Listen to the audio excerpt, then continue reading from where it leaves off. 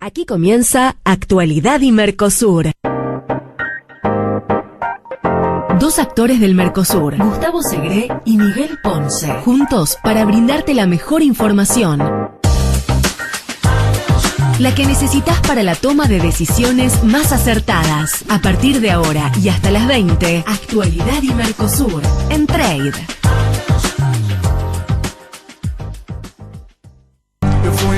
Amigos, muy buenas tardes. Hoy es lunes 5 de octubre del 2015 y como todos los lunes a esta hora, digo a las 19 horas, los acompañamos hasta las 20 con esto que es Actualidad y Mercosur. El único programa transmitido en simultáneo, dirigido en simultáneo desde Sao Paulo, Brasil, y aquí los estudios centrales de Trade Radio, periodismo de carga en la terminal, ¿no es cierto?, de pasajeros de la ciudad de Buenos Aires. Gustavo Segré se encuentra allí en San Pablo, yo estoy aquí en Buenos Aires. Queremos ver si tenemos buen retorno y vamos lógicamente a hacer nuestro programa del día de la fecha. Tenemos muchísimas novedades. Tenemos una situación que se está viviendo en la Argentina en estos momentos, ¿no es cierto?, que tenemos que decirlo, las reservas en el día de hoy se han derrumbado 4.741 millones de dólares porque hemos pagado el Bodén 15, tal cual se había dicho. El gobierno canceló, ¿no es cierto?, el vencimiento total de este título en dólares, y esto es la caída que diríamos se alcanzó en las arcas del central, que superaron estimaciones previas. El nivel de reservas oficialmente, porque ustedes saben que de eso hay que ir restando varios conceptos, es de 27.713 millones. Y tenemos también otra novedad, es que en minutos vamos a tener una nueva cadena nacional, la presidenta de la Nación, ¿no es cierto?, desde Tecnópolis, acompañada ¿por quién? Por el flamante nuevo licenciado en comercio, Daniel Scioli, precandidato a gobernador, que en el día de la fecha se ha recibido allí en UADE, creo que es, donde estudió, y la frase de alguna manera marca la motivación, ¿no es cierto?, que lo llevó a finalizar, porque recordó a su padre y dijo una cosa así: misión cumplida, ¿no?, en el sentido de que era evidentemente una asignatura pendiente y que evidentemente era un deseo, ¿no es cierto?, de su padre, obviamente, como todo padre, queriendo que su hijo tenga un título. Así que tenemos al licenciado en comercio Daniel Scioli, precandidato a presidente de la Nación. A ver si nos escucha Gustavo ahora. ¿Cómo andamos, Gustavo? ¿Qué tal? Buenas tardes, Miguel. Buenas tardes a la audiencia. Bien, acá con mucho calor en Manaos, pero, Miguel, mucho calor. ¿Pero qué es mucho? ¿Qué es mucho calor? Mucho calor es 43 grados, sensación térmica debe estar cerca de los 50. La computadora se apaga de tanto calor y estoy con aire acondicionado. Wow. Para que vos te des una idea. Wow, claro. Mucho calor. ¿Y cómo hacen con las computadoras ahí cuando no están con aire acondicionado? No lo sé, la verdad que no lo sé. Hoy estaba en una reunión precisamente con unos contadores, sí, y me decían que ellos a la noche apagan los servidores para no tener problemas. Claro. Porque no consiguen mantener la red funcionando. Claro. Y vos sabés que acá es algo gracioso, ¿no? Pero dicen que tienen dos estaciones, que es verano y muy muy caliente. El invierno, otoño, primavera no existe. Claro. Y ahí yo le digo, ¿pero no tenés las 4 estaciones?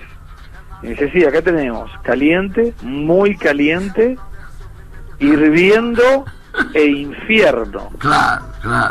¿Qué es esto donde estás ahora, no? Mucho calor. Sí, en Manaos es estado de Amazonas, claro, al norte, al oeste, te diría, en sí, relación a la media brasilera, pero una ciudad donde hace muchísimo calor, realmente muchísimo calor, bueno, y sobre todo por el calor que nos lleva la economía brasilera, la política brasilera y junto con el calor de Manaos realmente las cosas están que pelan.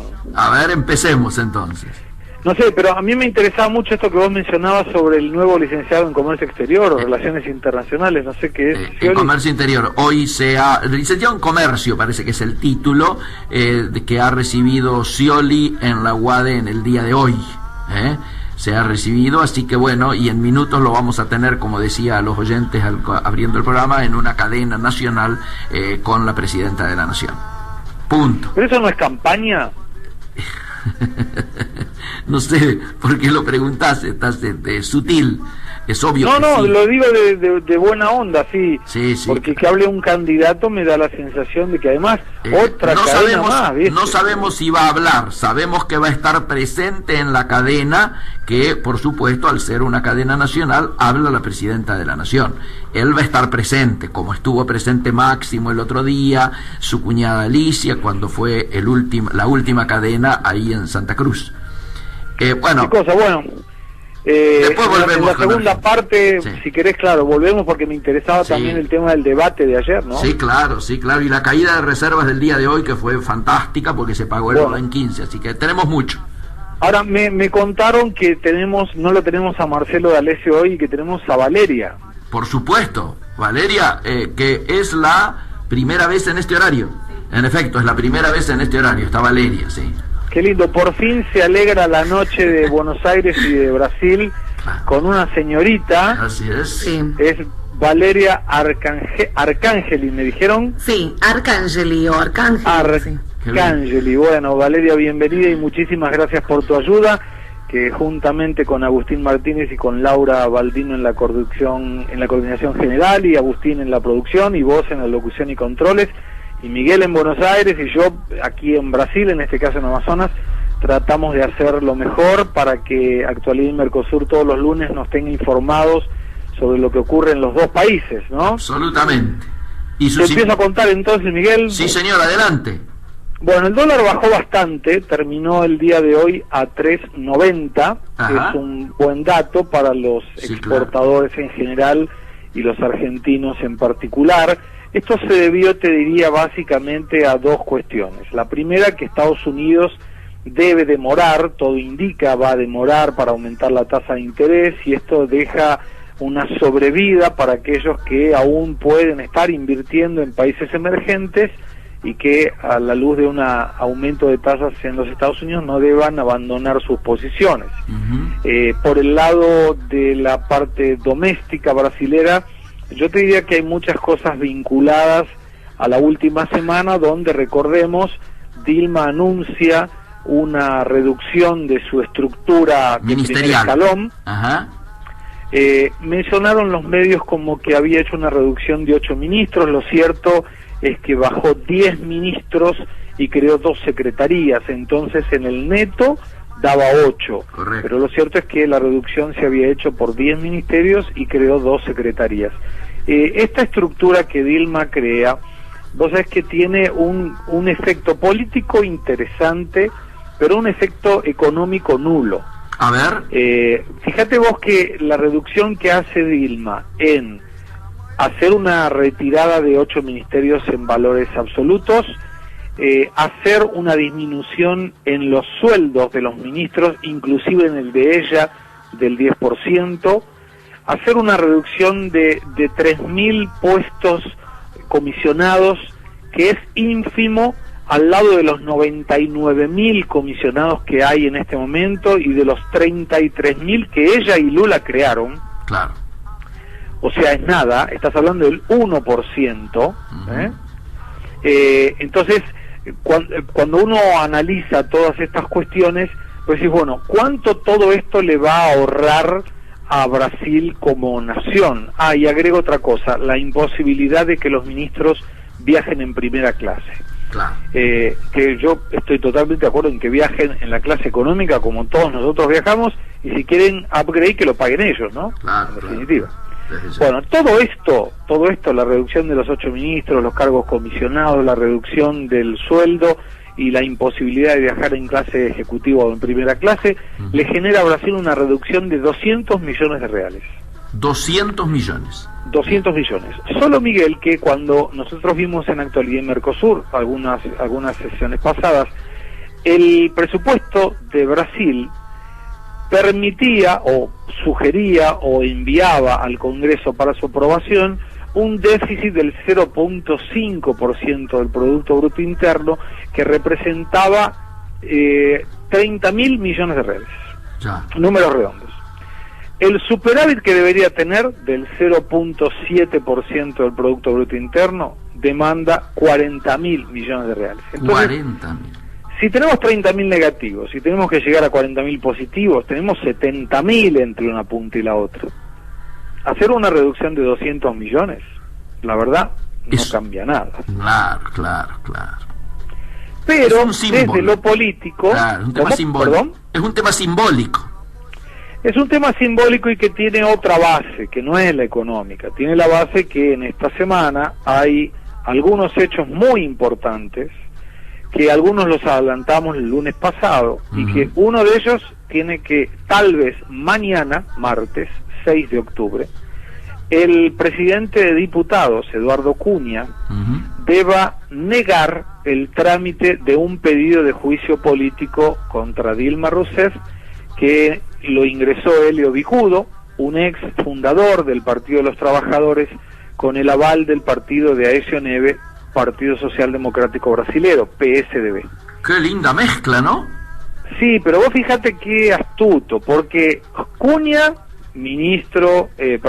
presidente de diputados del partido de aliado, en teoría, de Dilma Rousseff, PMDB, Partido Movimiento Democrático Brasilero, del mismo partido a quien pertenece el vicepresidente de la República, Michel Temer, y presidente del partido, y a quien también pertenece Renan Calheiros, que es el presidente del Senado. Bueno, Cunha debería negarlo. Cunha debería decir, chicos, esto no procede, con lo cual lo voy a archivar. Todo a propósito, ¿eh? Sí, claro. El PSDB va a decir, no lo archives, yo sugiero que lo tratemos en el plenario. Y esto a propósito también. Entonces Cunha dirá, bueno, como no puedo negarme a un pedido de esos, ok, que vaya al plenario. Y en el plenario, quien aprueba eso, la continuidad del pedido, es mayoría simple, o sea, es mayoría de los que estén presentes. Eso es para iniciar la investigación, no quiere decir que se inicie el juicio político, ojo. Muy interesante. Se inicia la investigación. Todo esto sería un argumento entre Cunha y la oposición del PSDB para que Cunha no pague el costo político de haber sido él quien dio aval a un pedido de juicio político y que el pedido no se esfume. Bien. ¿Cuál es el problema? ¿Cuál es el amparo que le daría este pedido de juicio político? Estrictamente la reprobación de las cuentas de Dilma Rousseff, que serán votadas por el Tribunal de Cuentas de la Unión el miércoles. Ajá. O sea, vos fíjate que semanita. Martes y miércoles, ya tenemos dos novedades. Interpreto yo, es una interpretación muy personal, que el martes mañana esto no se va a tratar, esto de Cunha, porque si votan el pedido de inicio de juicio político sin tener la reprobación de las cuentas por parte del Congreso, tendría un bies jurídico donde el gobierno se podría agarrar. Tenés razón. Y te hago una pregunta, ¿vos sabías en alguno de los tweets, cuando hacíamos los avances del programa, vos ponías un tema muy preocupante en relación a Lula? Sí, yo si querés Lula lo dejaría en la segunda parte ahora después de la pausa. Después de la pausa, sí señor. ¿Querés hacer la pausa ahora entonces? Hacemos la pausa ahora y volvemos en segundos, adelante. Muy bien, dale. Perfecto. El espacio donde convergen el factor económico, político, social y cultural. Ese momento del día para conectarte con la temática de tu agenda diaria. Conectate a Network, de martes a jueves a las 9, con la conducción de Elio Martínez. Lo que sucede en el mundo de los negocios, la política y la economía desde un enfoque diferente.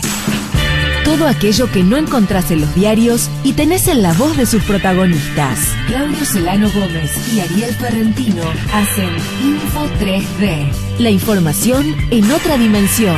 Todos los viernes a las 9 en la mañana de Trade. Integrate a Miguel Ponce. Los jueves de 16 a 17 te espera con el mejor análisis de la economía y el comercio, integrados en Trade. Actualidad y Mercosur. Conducen Gustavo Segre desde Sao Paulo y Miguel Ponce desde los estudios de Trade Radio. Volvemos, Gustavo, desde Manaos y yo aquí desde Estudios Centrales en Capital Federal, la República Argentina. Estábamos tocando el tema Brasil con Gustavo, a ver cómo nos escucha. Te estoy escuchando perfectamente bien. Te decía entonces que esta semana, el miércoles, el Tribunal de Cuentas de la Unión debe reprobar las cuentas de Dilma el 2014 y me gustaría hacer una detención rápidamente en qué es lo que se le está cuestionando a Dilma rápidamente. A ver. Vos fíjate que básicamente hay 18 delitos o 18 contrariedades económicas a la Ley de Responsabilidad Fiscal que el Tribunal de Cuentas de la Unión, que sería una auditoría de las cuentas públicas, ha observado, pero dos de ellas son consideradas gravísimas por los técnicos. Hay un señor que es el relator, que se llama Nardes, que de alguna manera mencionó como que iba a ser una revisión histórica y dio la presunción de que él reprobaría las cuentas. El gobierno está utilizando esta medida de este señor como para tratar de impugnar su voto. Y vos fíjate qué preocupado que está realmente el gobierno, que apunta a cualquier cosa para tratar de revertir la situación. Obviamente. Porque si el Tribunal de Cuentas de la Unión no aprueba las cuentas, y sería la primera vez en la historia que no lo hace, el Congreso Nacional, como el tribunal es un organismo consultivo y no resolutivo, él indica al Congreso que no aprueba las cuentas por tal y tal motivo. El Congreso es que debe resolver si las aprueba o no, y todo lleva a suponer que no las aprobará, y si no las aprueba, automáticamente se abre juicio político. Wow. ¿Y cuáles son estas dos maniobras? La primera, aumentar los gastos de febrero del 2014, cuando ya tenían informaciones que le faltarían a lo largo del año 9.200 millones de reales para pagar el seguro de desempleo. Esto de alguna manera te dice como que cuando la ley de responsabilidad fiscal intuye que cuando hay alguna falta de recursos en alguna de las cuentas ordinarias, automáticamente el gobierno tiene que bajar los gastos en alguna otra para que la ecuación cierre. Claro. El gobierno no lo hizo. Entonces lo que menciona es que el déficit podría haber sido menor si el gobierno hubiera tomado lo que dicen las directrices de la Ley de Responsabilidad Fiscal. Buenísimo. Esa es una. Y la otra es la otra grave maniobra que el gobierno utilizó, denominadas pedaladas fiscales, o sea, sería el pedal tributario, donde gastos de programas sociales fueron pagos por bancos públicos. Esto generó un déficit de 3.600 millones de reales y que es contrario a la ley. Claro. Entonces, si uno suma todo, el déficit que debería tener el gobierno es 40.000 millones de reales mayor del que tuvo. Claro.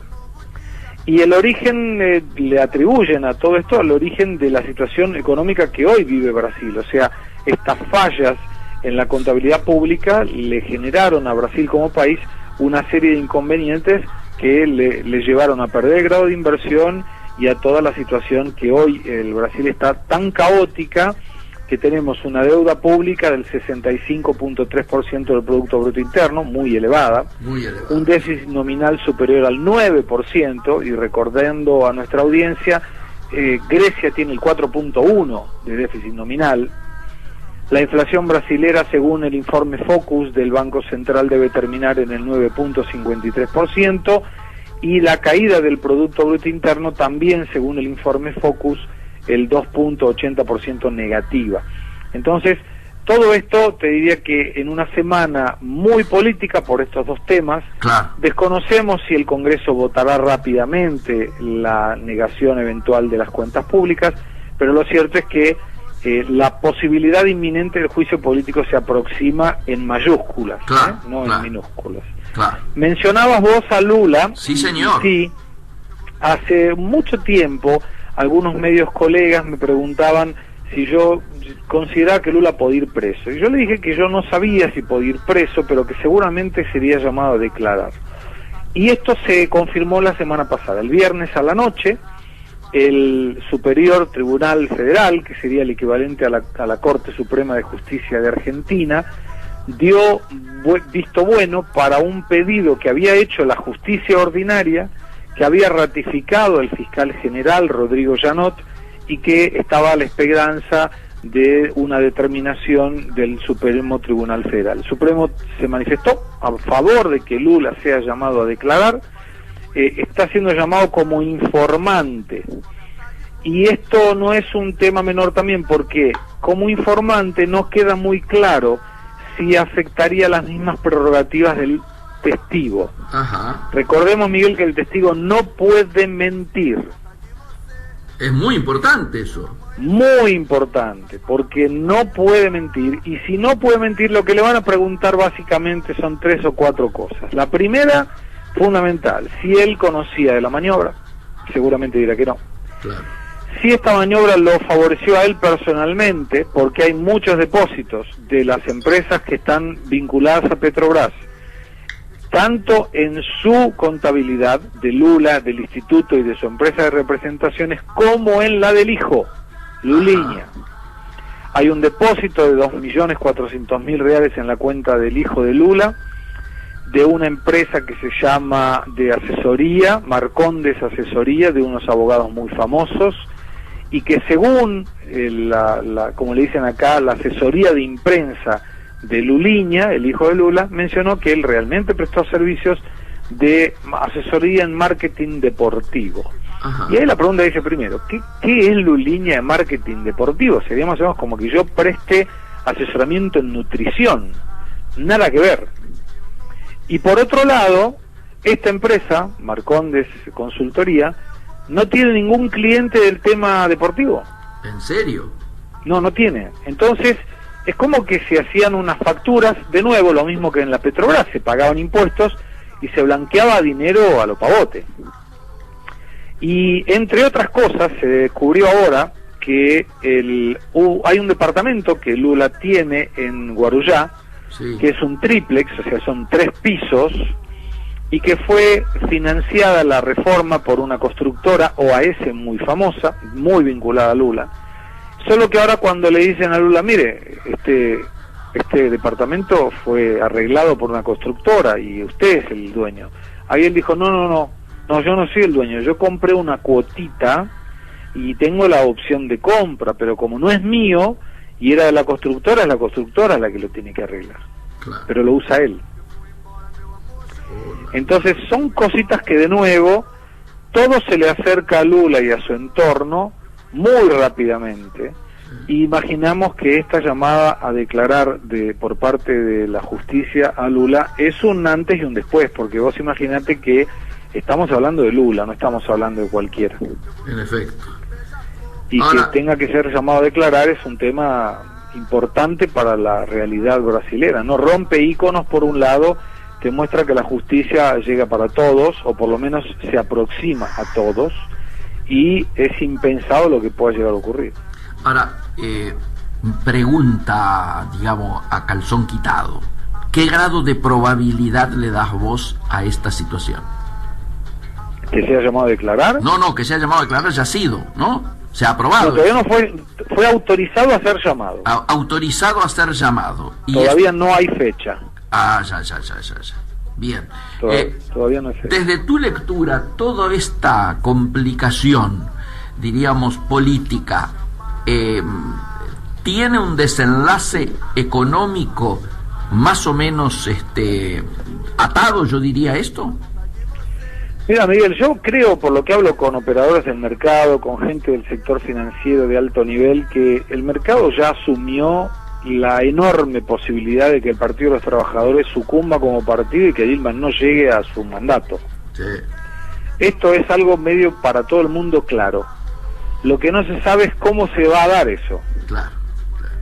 Si va a ser a través del Tribunal de Cuentas, si va a ser a través de un juicio político, si va a ser a través de un bochornoso momento donde Lula mencione como en la famosísima película Código de Honra con Jack Nicholson. Te digo sinceramente, me hace acordar mucho la situación, porque no había cómo agarrarlo, no había pruebas por ningún lado, y el abogado muy astutamente lo hace hablar. Claro. Y acá yo te diría que es lo mismo, por todos lados te dicen que no hay ningún tipo de documento, que no hay nada concreto contra Lula, pero antes era impensado que Lula declare, y ahora Lula está para declarar en cualquier momento. Sí, fantástico. Por eso recomendábamos a Scioli que guarde la foto con Lula, porque a lo mejor no le sirve mucho. Claro, seguramente. Aunque acá te digo, este tema está siendo bastante soslayado, yo hoy me enteré a través tuyo, a través del tuit de Adelanto, de esto de Lula, porque acá ni una línea. Bueno, vos es que nosotros lo divulgamos el viernes a la noche, cuando supimos de esto por las informaciones oficiales. Claro. Y te digo, Miguel, que fue el Twitter que más retuitadas tuvo desde que yo comencé con la red social. ¿En serio? Sí. Sí, fueron más de 60 retuitadas, que para una cuenta como la mía, que tiene mucha humildad, es mucha gente, porque sinceramente había mucha gente que comenzó a pasar la información precisamente en función de que en Argentina no salía por ningún lado. Claro. Qué bárbaro. Sí. Bueno, esta es la situación. ¿Querés agregar algo más o vamos ya al intervalo de mitad de programa? Te dejo un tema para el lunes que viene. Adelante. Que es internacional y que tiene que ver con Estados Unidos y Japón, y 10 países más han firmado un acuerdo fenomenal de operaciones vinculadas al Pacífico, que creo que todavía no ha sido divulgado en Argentina. Acá acaba de salir. Y que vamos a buscar más información para compartirlo el próximo lunes, pero que puede cambiar las relaciones internacionales, sobre todo del norte y sobre todo con el Pacífico en corto plazo. Sí, claro. Habrá que ir a verificarlas in situ. Sí, señor, y bueno, y espero después de la tanda y de la música, porque estoy muy curioso de lo que ocurrió en Argentina. Por favor, hacemos ya nuestro espacio y retornamos. Trade. Espacio publicitario.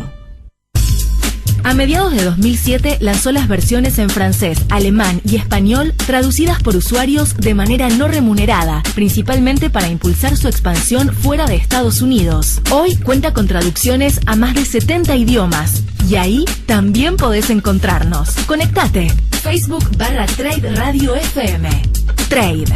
Periodismo de carga. Jack Dorsey lo creó en marzo de 2006 y lo lanzó en julio del mismo año. Hoy, más de 500 millones de usuarios generan 65 millones de tweets por día, 140 caracteres para decir lo que pensás. Conectate. Somos @Trade Radio FM. Trade. Música y negocios en el orden que vos quieras. Su negocio necesita moverse. Nosotros lo conectamos al mundo. APM Terminals. Una terminal al servicio de sus clientes. www.apmterminals.com. Medlog, una empresa del grupo MSC que ofrece un servicio de logística integral puerta a puerta, de la fábrica al consumidor, desde cualquier origen hasta cualquier destino final en todo el mundo, acompañando su producto a lo largo de toda la cadena logística. Consorcio de Gestión del Puerto de Quequén. Forjamos nuestra historia junto a la cadena agroexportadora. Día a día asumimos el compromiso de brindar mayor calidad y eficiencia al sistema portuario internacional. Puerto Quequén, profundamente operativo. Fin espacio publicitario. Mercosur, la información más estratégica con los mejores protagonistas. Gustavo Segre y Miguel Ponce. Y creo que esta, si no me equivoco, Gustavo, es música de Manaus, ¿no? No, esa es música, me parece más de Bahía, Olodum. Claro. Es el grupo, si no es el grupo, fue quien la escribió, Olodum. que es mucho de tambores y percusión, escribe... Es Gilberto Gil. Es Gilberto Gil tal vez le escribió... ok, perfecto. Ahí está. Pero linda música, muy linda música. Aquí es más, te diría, vinculado a la cuestión indígena. Claro, me imagino. Bueno, inclusive para venir acá te tenés que dar la fiebre contra la vacuna contra la fiebre amarilla. No me digas, como si fuera otro país. ¡Qué bárbaro! Sí, señor. ¡Qué bárbaro! Bueno, así que estás vacunado. Estoy vacunado en el medio de la selva, pero Miguelito, un calor. ¡Qué calor! Ya. Bueno, ya vas a volver. ¿Hasta cuándo te quedás? Hasta el... Y va a depender de una serie de cuestiones, pero mañana o el miércoles seguramente. Bueno, te deseo lo mejor. Bueno, muchas gracias. Contame de ahí. Bueno, de aquí obviamente el top en las últimas horas ha sido el debate, ¿no es cierto? Vos lo sabés, para que tengas idea, no tengo que decírtelo, yo soy fanático de River, sin embargo ayer en ese horario que jugaba River, te repito, perdió 3-0 contra Independiente en cancha en Avellaneda. Qué lástima, me decís vos. Se te nota dolido, sí. En ese horario era el debate, así que yo no vi un minuto del partido, obviamente me enteré después, pero el debate todos esperábamos objetivamente que tuviera el nivel de audiencia que tuvo, fue elevado, se está hablando de 14 puntos y superó al fútbol y superó a la nata. Es una de las primeras veces que ocurre esto en un domingo a la noche. Esto habla de que lo han visto más de 2 millones de personas. Con lo cual, digo, el primer hecho a subrayar, obviamente, es la ausencia de el candidato oficialista. Yo no sé si vos tuviste oportunidad de ver, aunque sea el armado de la Facultad de Derecho de la Universidad de Buenos Aires, donde en su aula magna dejaron diríamos, lugar, el atril vacío de Daniel Scioli, y todos los demás atriles obviamente llenos.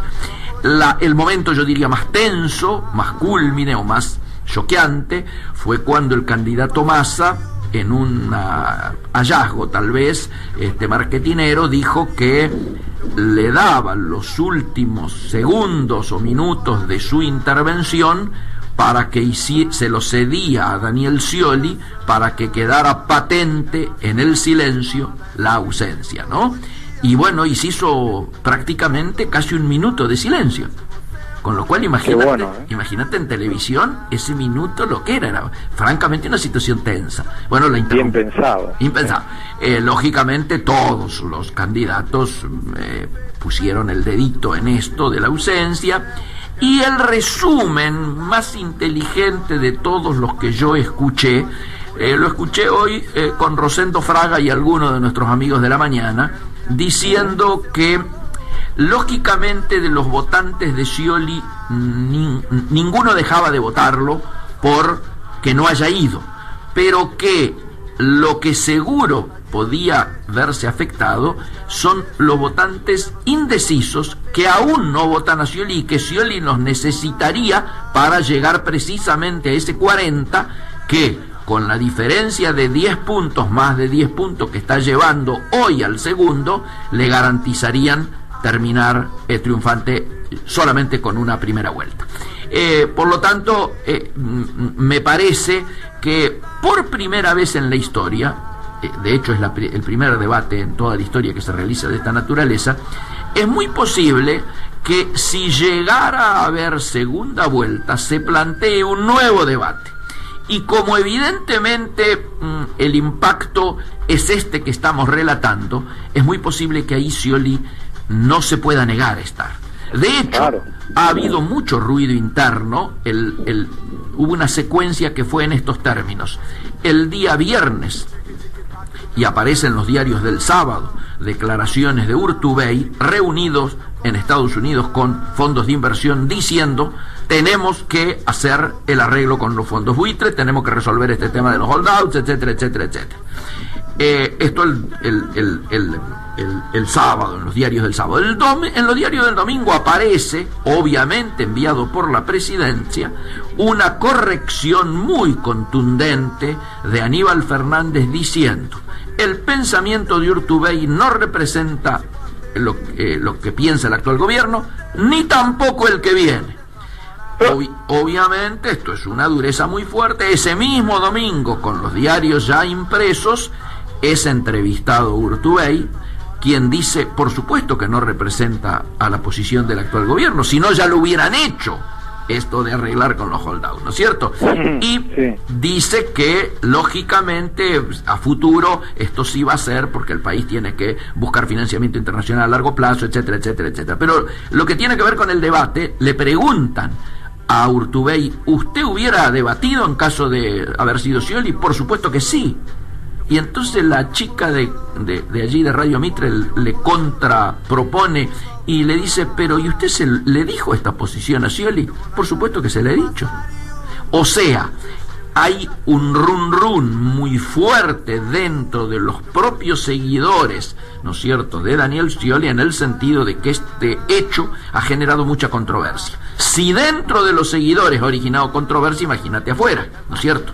Todavía hoy, yo creo, se están pagando los coletazos y no me extrañaría que la cadena ahora en Tecnópolis, con la presidenta y él al lado, tienda a lo mejor cortar, como diríamos, la temática y que pasemos a otro tema, es decir, reemplazar, como sabemos, una agenda por otra agenda, ¿no es cierto? El día de hoy, además, económicamente es muy importante, Gustavo, porque, bueno, se ha pagado el Bodén 2015, ¿no es cierto? Y esto ha originado una caída de las reservas de 4.741 millones de dólares por el pago, insisto, del Bodén 15 en las arcas del Banco Central. Vos sabés que la situación allí no deja de ser conflictiva y comprometida, con lo cual es de esperar más dificultades para la obtención de dólares nuevamente, porque lógico, si hay menos reservas, el torniquete, diríamos, cambiario y el torniquete sobre las divisas, sobre la disponibilidad de divisas, sea tanto para el dólar ahorro, que luego lo transforman en puré, cuanto para el comercio exterior, ¿no es cierto? Bueno, que el asunto se puede apretar un poco más. En el día de hoy, el banco se vio obligado también, para mantener, para abastecer, ¿no es cierto?, el mercado, sacrificó además 3.500 millones de dólares, ¿no es cierto?, y esto ha sido en las últimas semanas, y en este lapso la entidad se convirtió en oferente a la plaza mayorista para cubrir lógicamente la demanda, como decíamos, de importadores, de turistas y de ahorristas. El ingreso de yuanes ha sido el único sostén de reservas que se ha registrado en este tiempo. Así que estamos en un momento, yo diría, muy particular. Es en ese marco que decía al comienzo que el candidato presidencial del oficialismo hoy había obtenido su título, ¿no es cierto? Y bueno, digamos, es un detalle más en el marco de la campaña, ¿no es cierto? Y la idea de tapar lo ocurrido en el día de ayer. Todos los te diría, los candidatos están nerviosos.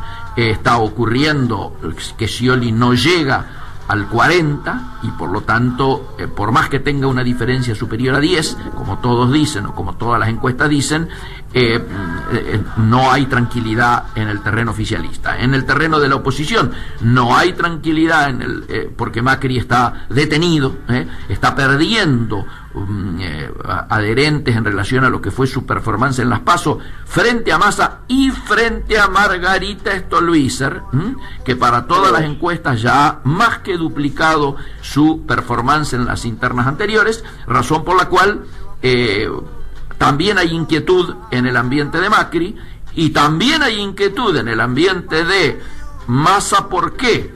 Porque si bien crece, no lo logra superar a Macri, y por otro lado se teme que a última hora entre a jugar el efecto voto útil, es decir, muchos votos que podrían estar yendo a Massa hoy, a última hora podrían pasar a Macri si se ve que Macri continúa siendo el challenger, diríamos, del candidato oficialista, ¿no es cierto? ¿Se entiende? Claro. Tengo una duda antes del último corte. Sí. ¿Por qué entendés que Scioli no fue al debate? Yo entiendo que por dos motivos. Primero, porque si fuera a decir lo que él piensa, lo que realmente siente, esto le genera un conflicto con Presidenta de la Nación. La Presidenta ha salido a corregir determinadas definiciones políticas de manera directa en algunos casos e indirecta en otros. Esta intervención de Aníbal Fernández el día sábado, corrigiendo los dichos de Urtubey, que claramente es quien está diciendo las cosas que Scioli debiera decir, o sea, el hombre enviado por Scioli para este tipo de situaciones.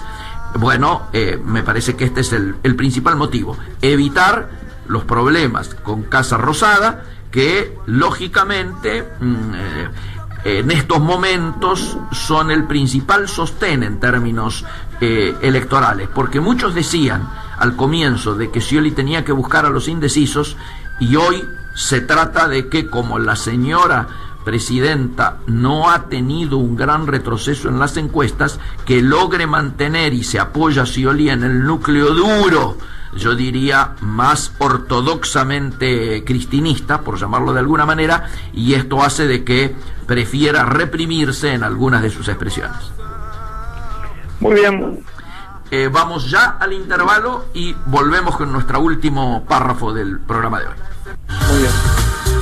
Somos lo que fuimos. Un intento por comprender la Argentina, con la conducción de Rosario Lufrano, premiado con el oro como mejor documental histórico en el New York Festivals. Todos los viernes a las 16 por Trade. Estás donde elegís estar.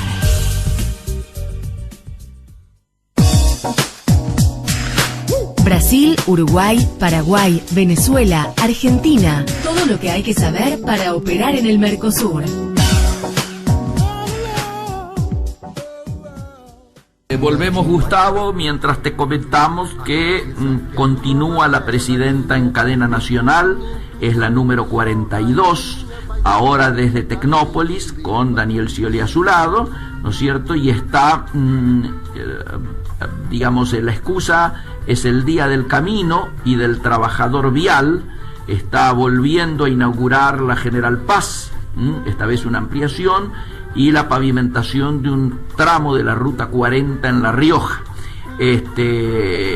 Bueno, la última cadena fue el viernes, hoy es lunes, ¿no es cierto?, cuando la jefa de Estado encabezó un acto en Río Gallegos donde, entre otras cosas, anunció un registro para mascotas.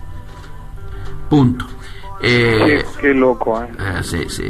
Me parecía importante contártelo porque justamente, ¿no es cierto?, uno de las asignaturas pendientes, tal vez más importante, es lo que está ocurriendo con los caminos. Hablamos de la necesidad, ¿no es cierto?, de generar obras de infraestructura a largo plazo, entre otras obras de infraestructura a largo plazo, la red vial es una de ellas. Bueno, que cuenten los chacareros lo que son los caminos vecinales, que cuenten los chacareros lo que es la situación en estos momentos, luego de las inundaciones, es verdaderamente tétrico, y bueno, y estos son costos, ¿no es cierto?, que desde ya nos quitan competitividad, como siempre lo decimos. Me parecía importante, Gustavo, con vos, que intercambiáramos algo en relación precisamente a esto que vos decías, la importancia que para Argentina, que para Brasil puede tener una definición estratégica como es esta del Pacífico, ¿no es cierto?, porque acá hay hace rato mucha expectativa en relación a cuál debiera ser la actitud del Mercosur en relación al tema pacífico. Y hay un debate abierto, ¿no es cierto?, porque todavía tenemos pendiente el tema Unión Europea-Mercosur, pero ya se está planteando el tema con Asia-Pacífico. ¿Cómo lo estás mirando? Mira, yo sigo pensando que hasta que la macroeconomía de los países que conforman el Mercosur no tengan algo un poco más equilibrado, va a ser muy difícil cualquier cosa. Porque si vos tenés de punta a punta en lo que va de este año un real que se ha desvalorizado prácticamente el 50%, con un peso que se ha desvalorizado creo que fue el 12%, sí, no estoy acompañando detalles, más un 10%, números redondos, donde tenés una inflación acá que aún siendo alta está en el 9,5%, y en Argentina no sabemos, pero imaginamos que sea en torno del 25-28%. Absolutamente. Con tasas de interés que acá son positivas y altamente positivas en términos reales, y en Argentina no, donde tenés déficits fiscales que ahí los dos están parecidos, digamos, ¿no? Abstraigo un poco el resto de los países socios, pero me concentro en los dos mayores. Se me hace muy difícil que podamos negociar con cualquiera, porque no tenemos cómo argumentar cuestiones que nos beneficien a los dos. Y sin contar, Miguel, con las cuestiones políticas, porque si hoy vos le decís a Dilma, la agarrás en un ascensor y le decís: Dilma, cuénteme rápidamente, ¿cómo ve el acuerdo Mercosur-Unión Europea? Te va a decir: mire, déjeme que me concentre un poco más, que me parece que dentro de 2 días me puede iniciar un juicio político. ¿Qué me interesa la Unión Europea? Con todo respeto, no me interesa el Mercosur, la Unión Europea, cuando no sé si llego a fin de año. Correcto. Sí, ¿no? Y aquí dándose también una situación en la cual, sea como sea, a partir de diciembre hay otro presidente. Por lo tanto, ahora, a mí me gustaría acá que reflexionemos 2 cosas, Miguel. Sí. El próximo presidente de la Argentina, sea quien sea, sí, va a tener que hacer algunos ajustes, y yo creo que esta palabra no le gusta a nadie, ¿no? Absolutamente. Porque vos fíjate que por el hecho de no hacer ajustes en el momento que debió hacer, Dilma está pagando el precio por ello. Bueno, acá se habla mucho de eso, y se habla mucho del efecto, ¿no es cierto?, Dilma, del efecto Aécio-Dilma, el programa de Aécio llevado a la práctica por Dilma, y bueno, vos sabés, Gustavo, yo no sé si a vos te ocurre, pero a mí me está ocurriendo mucho. Uno tiene vinculación por el trabajo, ¿no es cierto?, con muchísima gente del exterior. La gente del exterior da por sentado que va a haber un cambio. Entonces lo que te pregunta es: ¿cuáles son las diferencias entre los 3 candidatos? Porque a priori como que no las encuentra en lo que tiene que ver prácticamente con el tema económico. Está habiendo yo diría una suerte de confluencia donde el debate es shock o gradualismo, pero no direccionalidad. ¿Se entiende a lo que voy? Sí, perfectamente. Bueno, y particularmente en los temas vinculados al comercio exterior, esto vos sos testigo, ¿no? Si bien estamos buscando que pase el tema electoral para una nueva manifestación pública del Centro de Estudios para el Comercio Exterior del siglo XXI, el nivel de coincidencias que hay entre los protagonistas, independientemente de los andariveles políticos en los que cada uno de ellos se ubique, marca de que precisamente estas inquietudes que nos llegan desde el exterior preguntándonos diferencias tengan alguna razón de ser, ¿no?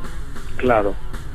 Y yo vengo notando que en el discurso económico el debate en todo caso es quién acusa al otro de más noventista, pero nadie está poniendo en dudas que aparece necesario una integración más inteligente al mundo y que esto debe darse lo antes posible. Digo, así como se ocultaba en su momento de que ya a partir del 31, ¿no es cierto?, de diciembre, las declaraciones juradas anticipadas de importación dejan de tener valor y vigencia, ¿no es cierto? Y sin embargo, vemos al gobierno con un nuevo Excel 2016 que le piden a todos aquellos que hacen trámites ante la Secretaría de Comercio.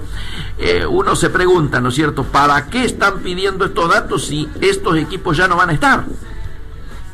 Bueno, sí, muy buena pregunta. Y sin embargo tenemos desde la semana pasada un nuevo Excel, el Excel, digamos, 2016, vinculado a los datos económicos, los datos de avance, bueno, todo lo que vos ya conocés. Me parece, como para ir cerrando, te recuerdo que terminamos -5, la visión que tenemos para esta semana. Esta semana es una semana difícil por esto que te comentaba del pago del Bodén 2015 que ha ocurrido en el día de la fecha, pero no solo por eso, sino que también se espera ver las reacciones del blue. Hoy el dólar ha caído aquí en Buenos Aires, el dólar blue ha caído, y por lo tanto a todo haría pensar que con el rebote de las bolsas mundiales, ¿no es cierto?, y que también se reflejó en la bolsa de Buenos Aires, por supuesto, tendríamos una semana que aparentemente habría algún grado de tranquilidad. Esperemos que esto sea así. Lógicamente, no ha habido la explosión de consumo que todos esperaban previa a las elecciones, y en cambio, después de un mes de alza en el consumo popular, hoy, el último mes que hemos conocido, ha vuelto a caer. Igualmente siguen los esfuerzos para intentar mejorar esta situación, y de hecho hay nuevos programas vinculados a descuentos, particularmente en ropa, en temas textiles, pese a que a través de tarjeta de crédito, pese a que las marcas textileras se resisten. Estamos exactamente en las 19:55, te mando un gran abrazo y te invito a tu despedida. Muy bien, muchas gracias, Miguel, gracias a todos. Por supuesto, gracias a Valeria, primer programa con nosotros, a Agustín Martínez, a Laura Baldino, y en la semana próxima espero con muchas más novedades sobre Brasil, Argentina, actualidad de Mercosur. Gran abrazo, Miguel, gracias a la audiencia. Nos vamos el próximo lunes a esta hora, a las 19, volvemos a encontrarnos. Actualidad y Mercosur. Chao. Esto fue Actualidad y Mercosur.